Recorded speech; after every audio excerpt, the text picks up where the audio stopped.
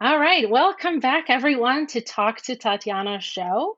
And today with me, I have a very special guest, Daphne Williams. Welcome, Daphne. Hi, thank you so much for having me. I'm really excited to be on your show. Awesome. And I'm excited for you to be here because I think that what you do, what you're doing with your business is pretty phenomenal. But before we talk about that, if you don't mind, talk about how you got started. Like, tell us your story, kind of. Yeah, so my story's probably a little bit unique, but I feel like everybody has their own unique story. I was a elementary school teacher, and after a few years in the classroom, I suffered from some severe burnout, and I ended up leaving the classroom and pursuing other roles in the education industry. So I started working as an educational consultant, and with that role, I found myself having a lot of free time. And during that free time, I explored, passive income streams, just selling digital curriculum as a teacher and really starting very, very small and building my confidence as an entrepreneur.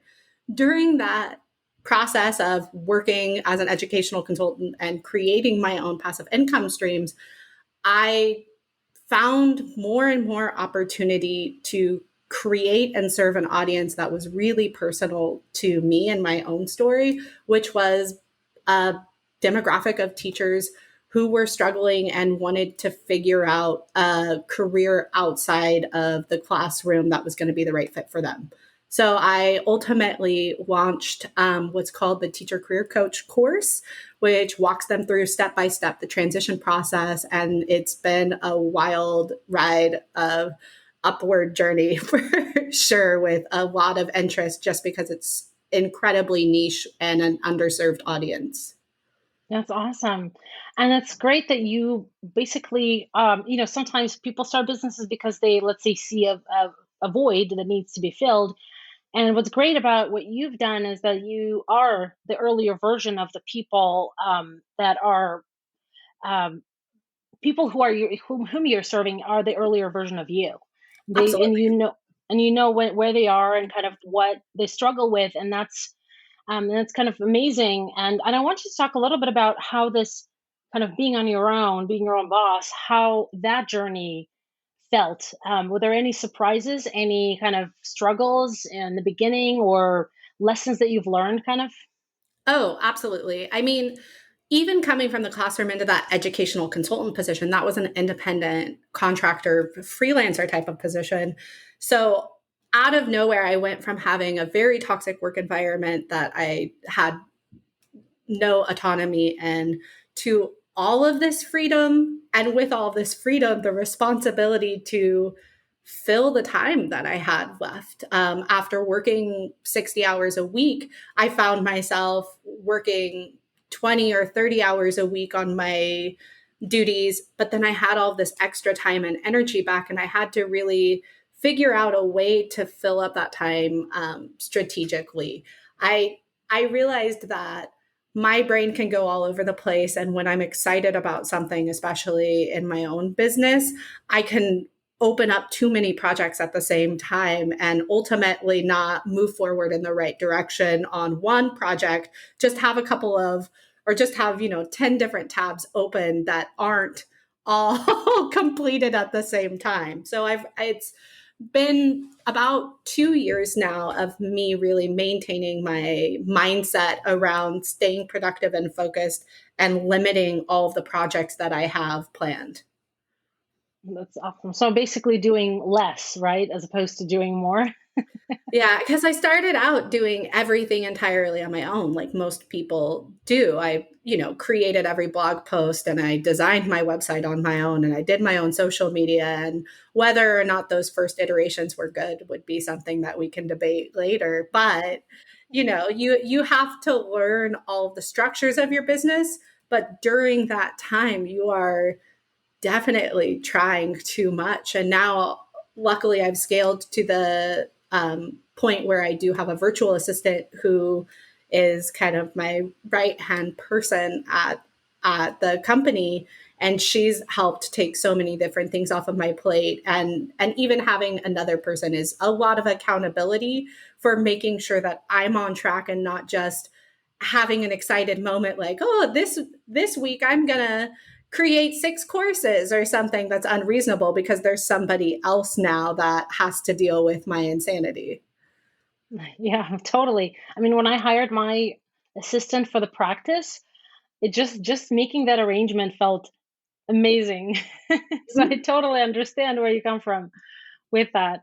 That's awesome. So, I mean, you came from the world of burnout, not as an entrepreneur, but as an employee. And when you started, kind of when this business took off, um, you kind of were not, I don't want to say used to the burnout, but sort of like um, could manage it well. Is that correct? It's something that I've noticed happens with a lot of former teachers who are kind of leaving in the same capacity as I was. My level of burnout was the to the point that I had to find myself going to the doctor very often for some stress related illnesses that I couldn't figure out what I thought was wrong with me. And every time I went to the doctor's office, they would just say, like, this is prolonged stress. And I think many people probably can resonate with that now after 2020 and 2021. I'm sure all of our bodies are doing some funky things right now. But it wasn't something that I'd ever experienced before. And my burnout was severe enough that it had some mental health struggles associated with it as well. And other teachers that I've talked to, the second we're removed from that toxic situation, and it's not teaching in general, it just, this was for me a work environment that fostered this type of burnout, not necessarily the profession itself. But the second we're removed from that, you almost feel like an immediate release.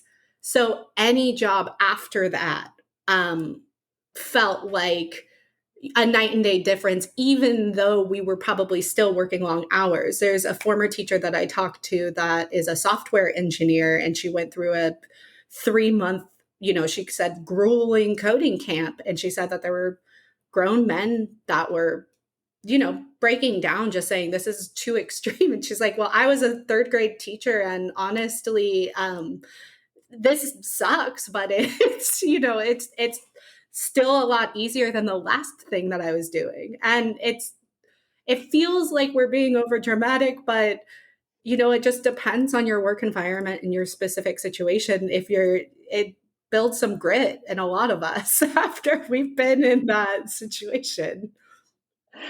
I actually, when I went for my MBA, there was someone, for your MBA, you could choose to specialize in accounting, which I didn't need to because I already had a bachelor's in accounting. But there were a number of people in class in the cohort that wanted to pursue the CPA track or accounting. And there was this one guy, everybody, I'm very much against the big four accounting firms because they take over your life. Basically, they make you work um, long hours every day, and you basically lose your health over these few years that you work. So, I was fortunate enough to be denied an internship at a big four firm. So, and I ended up in a small firm where I got hands-on experience right away. There was this one guy who in the class who said, I want to go for the big four, which is very, ego sort of satisfying thing, or whatever prestige. And, I work for this big firm. That's awesome, whatever. But, and I asked him, like, are you crazy? You're going to work 70, 80, 90 hours a week. Like, what are you doing? He was like, wow, listen, I was a teacher. Like, for me, working this time is like not a big deal. I've already been working till 10 o'clock at night. So, and that's was the first time for me when I realized that teachers work so much. And I think one of the things that people don't really realize with teaching as a profession is it feels like it's very, low stakes. I was working with fifth grade students and they said cute, funny things, and I liked the lessons that I was teaching, but it's a lot to do with like decision fatigue. There's 30 different human beings and 30 different decisions I'm making almost at all times. Well, I know this student's low in this level and this student's high in this level. And then when we go to the very next lesson, there's 30 more decisions. And each day there's between 5 and 7 different things you need to know everything about, whether it's, uh, United States history, or, and it's fifth grade math, but fifth grade math, how you would teach it to 30 different little human beings, and how all of those 30 little human beings' parents would react if you didn't give them enough attention here or there. And it seems like small decisions, but having all of those tabs open in your brain is mentally exhausting. And the second you get into a new profession or you start working in a different atmosphere, if you get any job where you feel like you're on autopilot, even if it's hard, I've taught coding classes, which is something that I thought, oh, this is going to be difficult. But if I just get to learn something and then repeat it 30 times for an hour, that's a dream for me after coming from that place where every single day was so many different decisions. Oh, that certainly gives you a different perspective on teachers. For those who are listening and are or watching and are parents, certainly kind of makes you appreciate the teachers more. I mean, we appreciate teachers to begin with, certainly in our school, but um, the behind the scenes work that we don't see, I think, is undervalued a lot. I think one of the things that is why I really wanted to start this business is many teachers who are struggling mentally, um, or even physically impacted by the stress of their position, or they just have kind of always felt in their gut like, ooh, maybe this isn't my forever career. It's always been too scary to actually admit that, because it's such a noble profession and everybody says, oh, this is your calling, and you're in it for the kids, and it makes you feel guilty thinking of something different. Like, you signed this invisible contract that said this is your forever career and you are a saint for the rest of your life. And if you want to walk away and work for any other industry, it feels like there's some stigma attached to it. And so I think that there are so many people who might need that type of support to know that it's okay to choose your own personal well-being over the well-being of others, and have somebody speak to them authentically, because it's like when you are a mother, and I'm not a mother so I can't really speak to this that well, but just saying, like, the days that you are struggling with being a mother or the duties of being a mother, some people are afraid to actually open up and be honest about that, because they think that it makes them less of who they are. And teaching is just one of those unique industries that it's not an easy pivot like it would be if you work at let's say I've worked at education companies. If I was in a sales enablement team and I wanted to move over to marketing to learn more graphic design or do more of the customer learning experience, it would be easy for me to say, hey, I feel a little stagnant in this position and I'll move over here. But it's teaching and it's administration and maybe 1 or 2 district level positions. But other than that, you're either in that industry or you need to figure out how to get out and how to make yourself come to terms with it. And that's basically what you do with your course, right? So you help teachers find, well, first of all, get unstuck, I guess. Can you talk a little bit about what you do and how you help teachers specifically, but how that can apply to other professions where people may feel stuck? Yeah, so my course covers a couple of different mindset challenges that I think is universal to any sort of career pivot. And I I do think that women suffer a lot more from imposter syndrome than men. That's just a personal opinion. I don't have a lot of data to back that up, but I'll just say it. And so what I do is I talk to the teachers about the mindset challenges that they're going to face just head on as they start the course. I want to build that solid foundation and let them know there are parts of a career pivot that are going to bring you down, because for me, that was one of the biggest challenges. If you start to send out your resume and you don't hear a lot of response, it's very easy to say, I'm not qualified for any of these positions. And so this is too hard, and I'm going to stay in a situation where I'm unhappy because nothing else is possible. Imposter syndrome, even when it comes to just looking at different careers and understanding whether or not you're actually qualified for it. Many teachers look at positions and they say, I don't have any project management skills. I don't have any managerial skills. There's no way that I could apply for these. And I have to, wave the magic wand in front of them and tell them, like, you manage teachers' assistants, you set their schedules, you had teachers' assistants come in, that's managerial skills.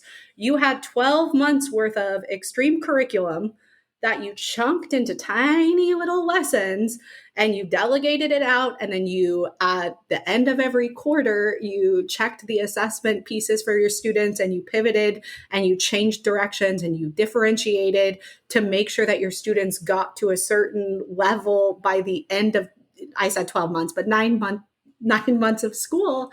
That's project planning. Like, you have skills whether or not you know how to translate it, and you have to start first learning what these skills are called in different industries, so that there are some skills that you won't have right off the bat, but once you identify where those skill gaps are, there's ways that you can build those skills on the side by taking online courses or doing other sorts of like hands-on learning experiences. So just really focusing on imposter syndrome and making sure that they understand that there are many of these jobs that they are qualified for right off the bat. And then the last part of the mindset challenge is just accepting that, like, some of this is out of your control, and that stinks, and it's gonna bring you down and make you blame yourself. You can be the perfect candidate. You can go in and the hiring manager can say, I don't think that a teacher translates into this profession. And that might build you down, but that's not the universal rule. That's one hiring manager's experience. Or you might go somewhere and they might think you're the perfect fit, and they end up hiring, someone in marketing's cousin, even though they know he's not as qualified. And there are just things that our brain wants to blame on ourselves when our career self-esteem is low. We start to think, that's all our fault. But it honestly is just realizing this is the norm, this is what's in front of me, and building that foundation before they even get started. That's awesome. And I know that you also help kind of teachers with the resume writing and other things. Why do you think that, well, your niche is teachers, but why do you think teachers are people who could benefit from this type of service? Yeah. Yeah, well, so like, part of the aha moment where I knew I needed to make this course was when I was searching other jobs for teachers, crying at night, drinking mimosas, and having a mental breakdown. I couldn't find anything. And I knew I needed to translate my resume. And then when I was speaking at national conferences and I was saying, hi, I'm Daphne, I'm a former teacher, I had teachers come up whispering and saying, wait, you said you were a former teacher. How did you get from point A to point B? And it was just apparent that there was nobody serving this specific audience, especially when it came to transition resumes. But I think one of the biggest challenges for teachers is they've never had to write a transition resume before, because they went into this industry thinking it was their forever career. And so when they go to rewrite their resume for a corporate job, they have imposter syndrome, and they start to think, well, I shouldn't put project planning down, or I shouldn't put managerial skills or even budgeting skills, when maybe they worked on the PTA budget for 6 months out of the year, but they just can't accept and acknowledge what they have actually accomplished in their career.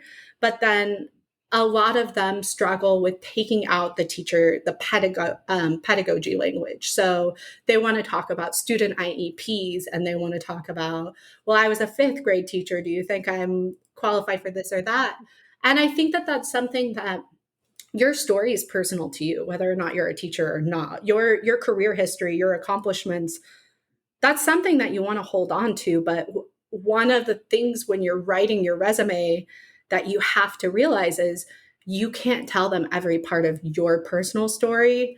You want it to be streamlined to sell yourself for that specific role. So maybe you have a bullet point that talks about all of these different accomplishments that you have ready to go.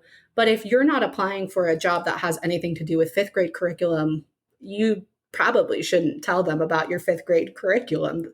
If you are still using words that mean that a hiring manager would need to make an inference on what you're trying to tell them, then your resume needs some work. Yeah, and I think that applies to not only teachers, but also to everyone. Mm-hmm. You do need to adapt your resume to show the skills that you have, but we're not talking about deception here, but talk about skills that you have, but that you emphasize or highlight, I guess, when you apply for a different position, not a teaching position, or switch careers or whatever, right? Daphne, as we wrap up here today, I wanted to ask you, what would be the one thing that someone listening or watching this interview could walk away with if they found themselves stuck in their career, whether it's teaching or not? What would be the one thing that they can do today to help themselves get unstuck? Yeah, I think depending on what situation they're in, I think my favorite piece of kind of universal advice, whether you're a career pivoter or you're starting a business or you're scaling your business, just right now, be comfortable with failing in some capacity and just acknowledge in the future I'm going to fail at something has been a lesson that was very hard for me to learn throughout my journey, but it's been like the most powerful and most rewarding lesson that I've learned is I know that if I apply for a job that's a little bit out of my league, there's a very good chance that I'm going to fail.